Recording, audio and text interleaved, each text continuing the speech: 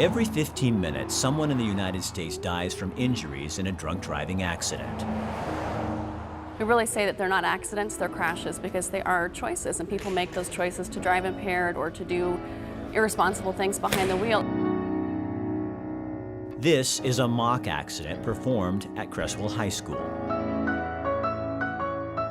In a split second, your life can change. The Grim Reaper visits a classroom every 15 minutes, pulling a student out, representing another victim of bad choices. Then a mock car accident in front of the entire student body. It felt real, yeah, it actually scared me a little bit because one of my best friends, she was the one that was on the hood.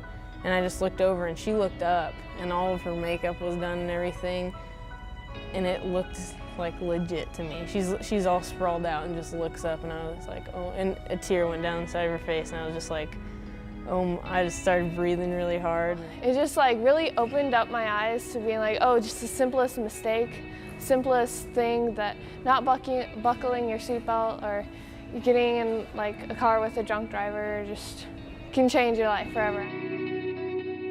The City of Creswell, the Creswell School District, and the Lane County Sheriff's Department applied for a grant from the Alliance for Community Traffic Safety. Working with young people specifically, I mean, what a fantastic audience, right? When they're starting to learn to drive and they're really, anxious about getting behind the wheel, to really give them that educational piece that may be the foundation as to how they drive for the rest of their life. Prom time and graduation time and summertime is when we lose the kids. Very seldom do we lose kids in the fall and winter. It's always that spring and summer. And so if we can give them just a little push to be a little bit safer in those times, that's a good thing. The $5,000 grant pays for the Sheriff's Department overtime to put on the project. Everything else is donated by the community. They were genuinely attentive to what they were seeing and participating in, and I'm hoping that the impact is ongoing beyond just this week and this weekend and truly has an impact on their life. Every 15 minutes goes beyond impaired driving. The biggest thing for me is, you could tell that over there was the seatbelts. I never wear my seatbelt. He showed us those pictures and asked, how fast do you think this guy was going to have his head ripped open like this? And we all figured, 70 miles an hour, at the least 45, 5 miles an hour. That shocked me. I couldn't believe it. Choices, real life and death decisions kids rarely think about. Call your mom, call your dad, and get the consequences out of the way. I mean, I'd rather go home to consequences than never come home at all. A reality check.